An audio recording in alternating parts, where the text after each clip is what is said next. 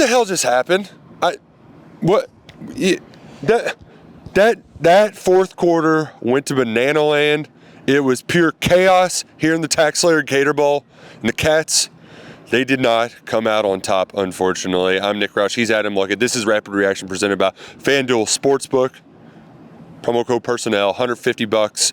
If you cashed that $5 money line bet, you wouldn't have got it if you bet on the Cats. The Cats did cover. They covered 3.5 points, but they lost 38-35.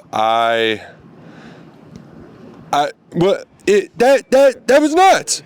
Instant classic, like you alluded to, Nick. You've been doing this job a while now. You're getting old. But is that the wildest game you've covered? It is for me. These were 42 points in the fourth quarter. There were 4 lead changes, 7 scores, back and forth. And every time Kentucky should have lost the game, they turned it over 3 times in the fourth quarter. Clemson had the ball inside. 4. They had the interception. 4, yeah. But 3 turnovers in 10 plays, they should have lost. Mm-hmm. They somehow clung to that 11-point lead. It slipped away. They gave up 13 points with Clemson having the ball inside their own 40 4 times. Pretty crazy. Yeah. But it was also crazy in how it happened. So I guess let's quickly just run through the events. You have the Devin Leary strip sack. Clemson scores, I think there. But then you have the you get the yes. Jordan Lovett pick right after it. And then you get a Devin Leary interception off the helmet. Yeah. And then you have, okay, well, just get a drive together. You still got the lead. Baryon Brown fumbles to Jeff Sweet after getting like 9 yards on the first play. Yeah. It went crazy. They force a field goal, a 52-yard field goal after Kentucky takes the lead. Hits the crossbar. Hits the crossbar and bounces over. Yeah. And you're like, oh my God, of course. But there's still 4 minutes on the clock, so what do? Next play, Jordan Dingle, 72 yards. Jordan friggin' Dingle, the guy who jumped in the portal and then jumped back out, plays in the game, gets him down inside the 5. Ray Davis punches it in. All you got to do is get one more stop. One more stop. Intentional grounding. Jason Dunn forces it. 3rd and 18. 2 plays in the game. They give up 16 yards. Dunn, the guy with the intentional grounding, doesn't get enough depth. He's playing the flat. They hit the stop route. Clemson scores 3 plays later. It sucked. But I'm oddly not even, I can't even be mad because it was so crazy and they did deserve to lose.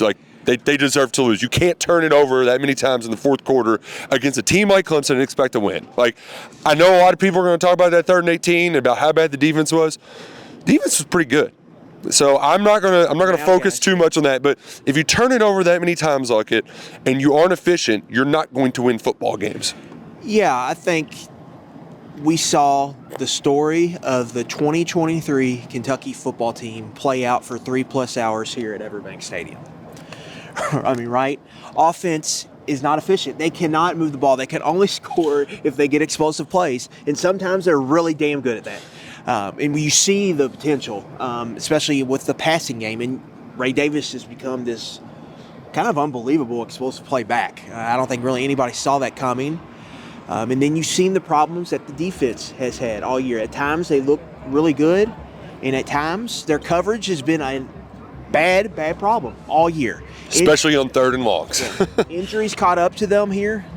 Andrew Phillips and Maxwell Hairston, 2 guys they could not afford to not be playing. They didn't. They played up pretty much the entire fourth quarter with backups. With both of them out. And when Phillips got injured, I believe on Clemson's touchdown in the fourth quarter, to cut it to 21-16. I believe that's when he got hurt, sometime around there. So, Nick, they just ball security was a big issue. You got to play complementary football. Tip passes. Your defense has been out on the field a ton. They're gassed, and you can't possess the ball at all. You talk about those quick turnovers, and then even the scoring drives, they are great. 33-second drive to take a 30 to 28, to take a 28 to 27 lead.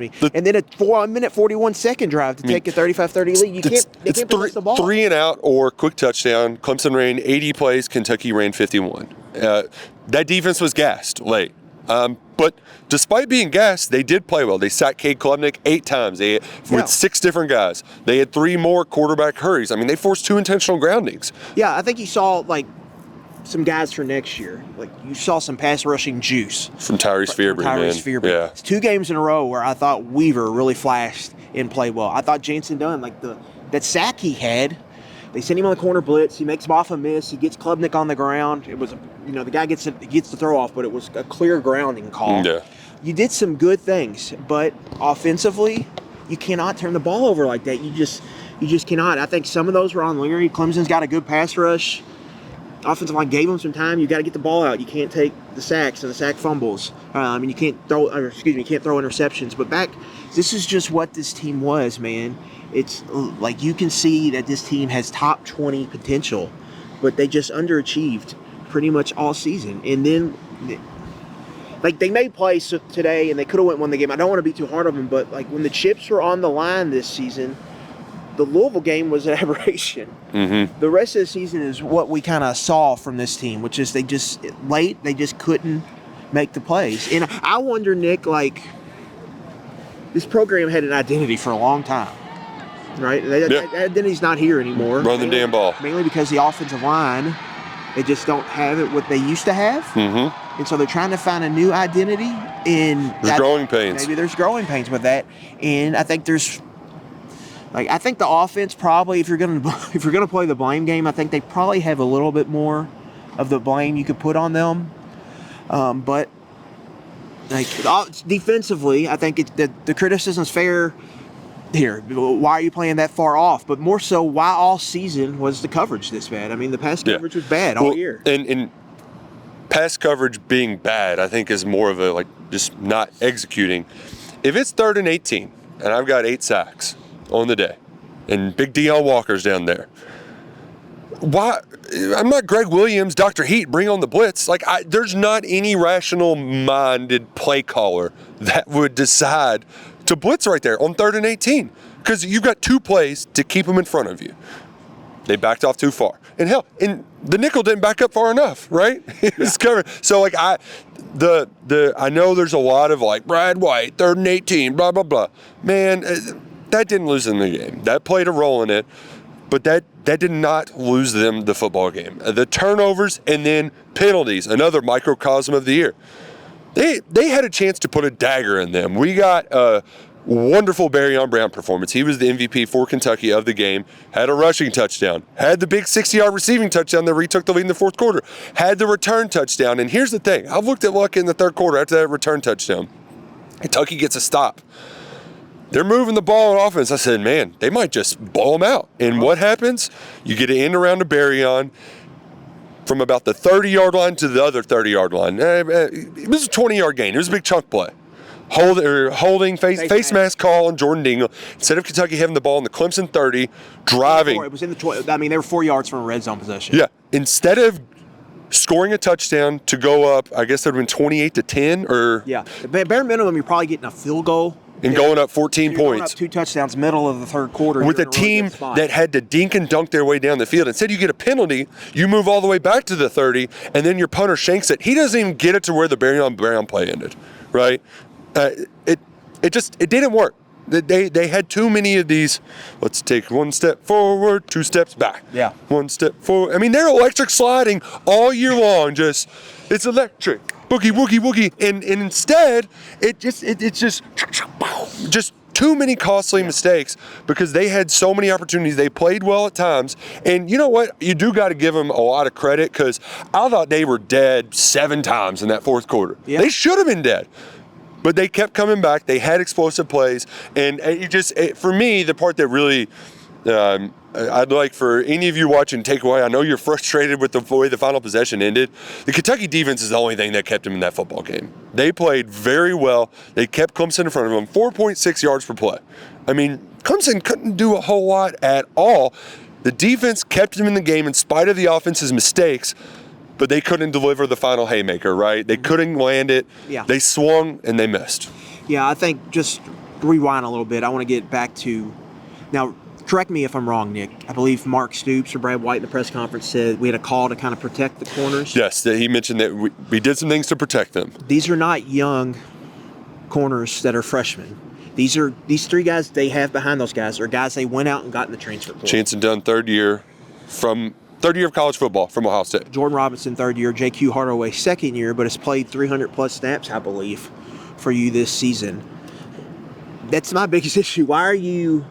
So you went and rebuilt this room through the portal, why in game 13, why are you taking these 2-year guys, these guys with experience? Why are you trying to protect them in a situation like you should trust them? They should be better. So that's to me, it's not necessarily the call.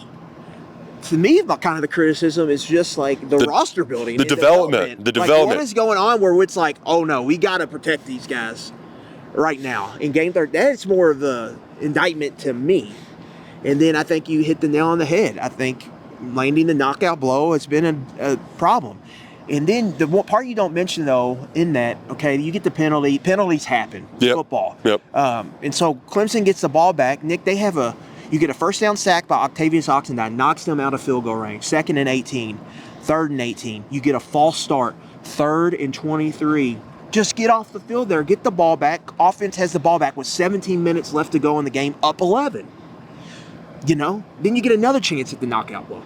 Instead, you give up 18 yards on 3rd and 23. Then you get the offsides on 4th and 5.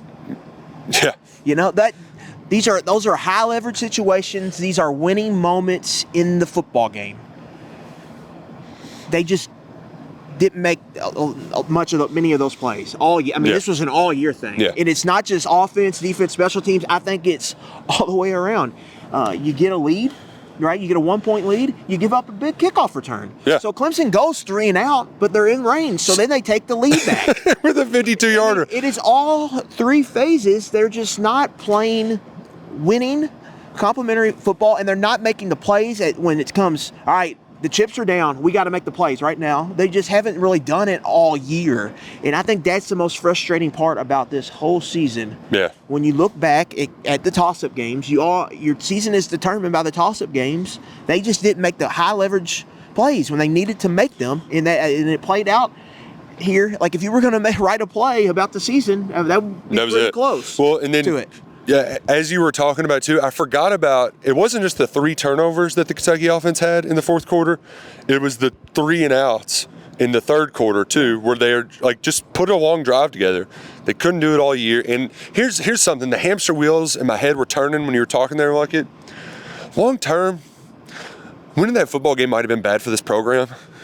Might have taught them that they got what they deserved. Yeah, exactly. The way this game, the final result, if they get a stop there and they beat Clemson, and we all think this is a great year because they went 8-5, it wasn't. It was almost like you owe a bookie a bunch of money and then you hit a parlay. You would have hit a parlay late, and it's I only, not that bad. It wasn't that bad. But you're teaching yourself bad behaviors, yes. Right. Yeah. So this offseason, instead of talking about how great it was and building momentum moving forward, it's rightfully so going to be focused on the problems this program's falling short. And I think a lot of it goes back to, what have you learned through these growing pains? Yeah. Because the white might not, you might be able to see a little bit of it at the end of the tunnel, because we got, you saw Barryon Brown kind of shake off the sophomore slumps at the end of the season. Jimmy for Joe, they went toe-to-toe with that Clemson roster. Dude, how Clemson good is that has a front legitimate seven, top too? Top 12 roster in the sport, bare minimum. So, you're close, but you got to learn from this. It was, and here's the thing too, I'm not gonna walk out of here with my head down. That's a game none of us are ever gonna forget, right? That was a wild one. You wish it would ended with a victory. We all do. We'd be walking out of here with our chest puffed out. We'd be shoving Dabo into a locker. To see him on the ground just exasperated. Field goal. Oh my God, that guy. Yeah. I think today kind of tells you how close Kentucky is, but it also tells you how much state work they have to do. Yes. Right? I think talent-wise, I really do believe there's probably not, just talent-wise, there's not 20 rosters better than what Kentucky has. Give or take a few, Yeah. We can have that conversation all day. But they have to learn how to win, and this is a results business. Yep. You got to win the games that matter, or win. You don't have to win them all, but you can't lose them all. Kentucky's not losing them all by any means, but they're 8-12 last 2 seasons against power conference competition. And you're right, the Louisville game helps a little bit erase some of that, but it's still the data points are stacking up, and the arrow is, I'm not saying the arrow is trending down, but it's trending more down than it is up at the moment after these last 2 seasons. Or even a flat line, plateau. Which, and then we all know what's coming with a tougher divisionless SEC schedule starting next year. And so you have to figure out a way to win these close games because you're going to be in a lot of them. And you got to figure out a way to win them. And you can't just keep on losing these. And it feels like it's just blunders. Like it's just, they're having too many blunders in these big moments. You had, Missouri, they just crumble, right? Tennessee, defense can't get off the field when the offense is hot. Offense let them down in a big way against South Carolina. And then here, you saw it from all three phases. I thought offense, defense, and special teams all had some bad plays or mistakes that led to them losing this football game and blowing an 11-point lead in the fourth quarter. It was an unforgettable loss. Oh, gosh, it's so weird. It's like, because there is a take, and I think this take is correct in a lot of ways. In many ways, this is an exhibition game. Yeah. We all know what these are not like. This game does not mean as much as the rest of the game. Yeah. But it can create program momentum for you in the offseason, and it can be a launch point, I think, into spring football and into the next year. But it can also be kind of a way to kind of tailspin things. And they had a rough year, and they had a chance to kind of save it with these 2 wins at the end, and you blow the opportunities, and it feels like, Nick, 2 years of kind of blown opportunities. And that is the frustrating part, I think, for everyone involved, whether it be people in that facility or be supporters of the program. It feels like you just really blew some opportunities. You have it right there, and you just can't grab it, can't hold on to it, can't move forward. We're going to be looking back, we're going to be looking forward throughout this entire offseason on the KSR YouTube channel. We do appreciate you for following along with us all season through what's been a crazy ride. If there's one thing you can say about Kentucky football, they aren't boring. They are not boring whatsoever. We appreciate you joining us. Signing off for the 2023 season, he's Adam Luckett. I'm Nick Roush. Go Cats and go Crow Green. Dirty pool.